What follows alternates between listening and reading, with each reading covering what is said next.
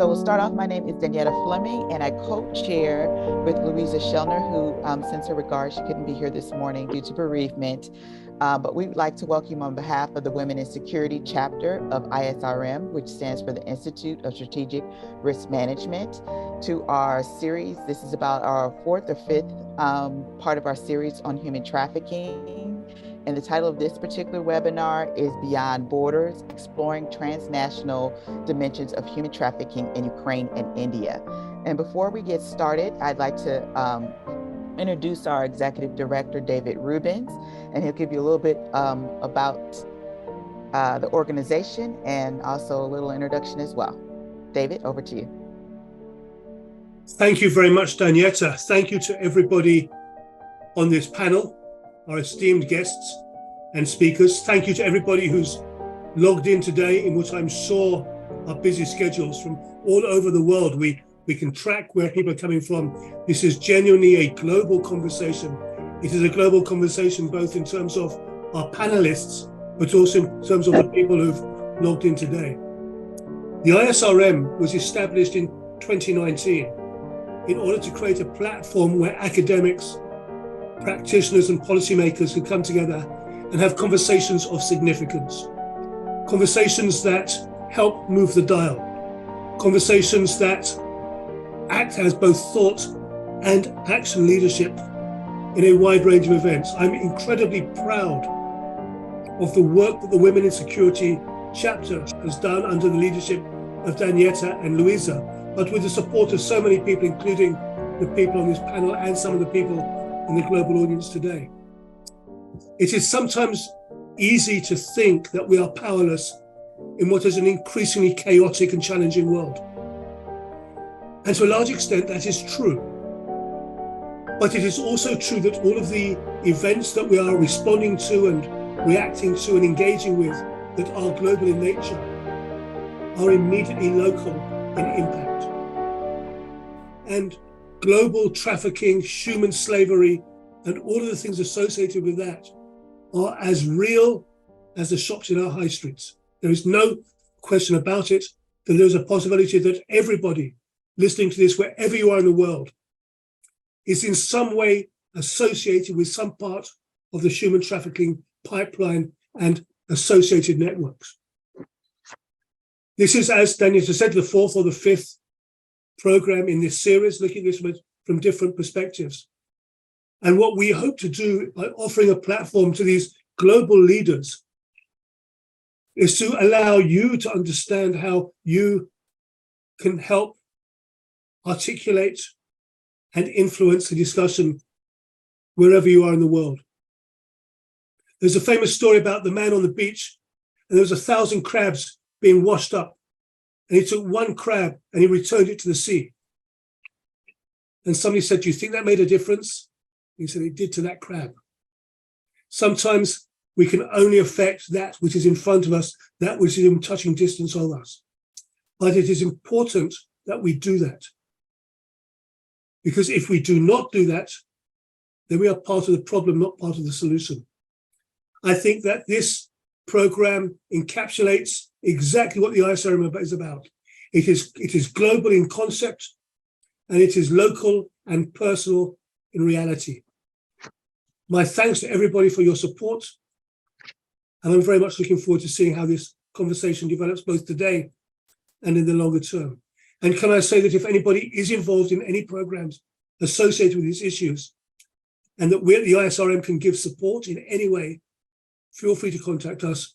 We'd be happy to discuss that with you and to see how we can be of support to you in your activities. But for now, Danietta, thank you to you and everybody on the panel. Back to you. Okay. Thank you so much, David, for that heartfelt and welcome to everyone. And that is shared obviously by the Women in Security chapter in terms of making sure that there's awareness and support for anti-human trafficking.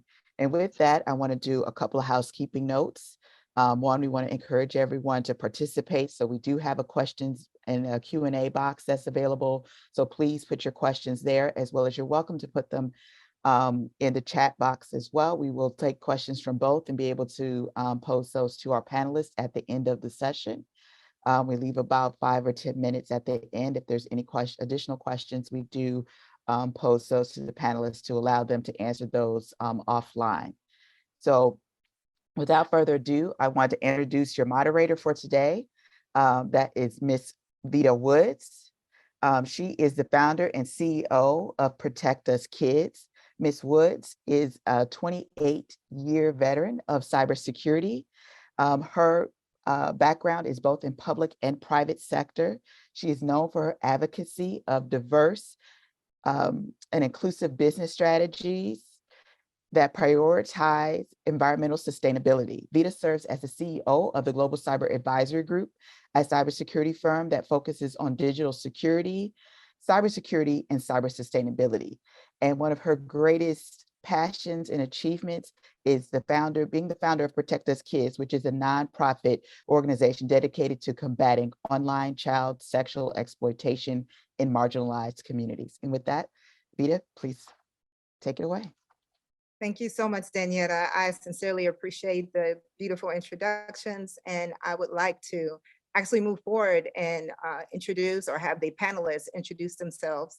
We have quite a panel.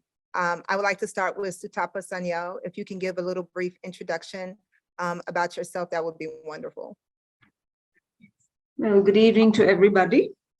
I'm Sutapa Sanyal, and currently I have superannuated, but I was in the Indian Police Service and I served there for about more than 3 decades. And we did a variety of assignments, but something which I can relate to and I still, feel very proud about it and happy about it was my last assignment, in which I had to look after the safety and security of women and children in India's largest state, that's called Uttar Pradesh, right? So that was where I designed a couple of programs through which we connected with the community, because I felt that was very important. Policing in silos doesn't make any difference, because not much of a difference, because ultimately you're supposed to provide safety and security to the community. And here, the most marginalized of the community. And so I thought it's best to bring in the community together and give them what they wanted. As a service delivery system, I thought we ought to give them the safety and security of what they needed, the kind of safety security they needed. Post-retirement, I'm still doing more or less the same work, but from different platforms. Currently, I serve as a consultant to the Nobel laureate Kailash Satyarthi Children's Foundation, his foundation. And I'm currently heading their training team, which trains the law enforcement agencies. Again, I felt that was a very important thing, because largely people would see them as, meant to maintain law and order, solve crimes, but I also see them as agents of change. So that is something which I'm working on. Apart from that, I have an organization of my own which deals on issues related to gender, diversity, and inclusion. Yeah.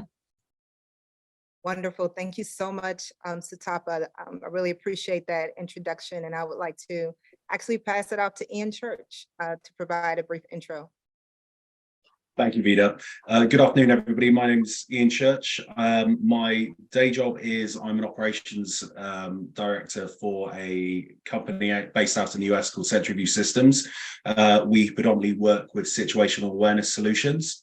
My volunteer job is I'm a CTO for a charity called Project Apollo, who have been active in Ukraine assisting with the evacuation of vulnerable people out of Ukraine. The key pillars with regards to Project Apollo is awareness and learning, safeguarding, as well as providing aid as well. Fantastic. Thank you, Ian. And last but not least, Guidel, do you mind introducing yourself as well? So my name is Guidel Olivas. I work for the Anti-Human Trafficking Intelligence Initiative.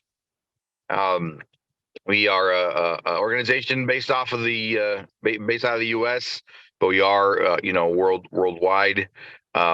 We deal with providing intelligence to different organizations, even law enforcement, international law enforcement organizations as well, including having various consortiums such as a cryptocurrency consortium, the retail consortium, survivors consortium.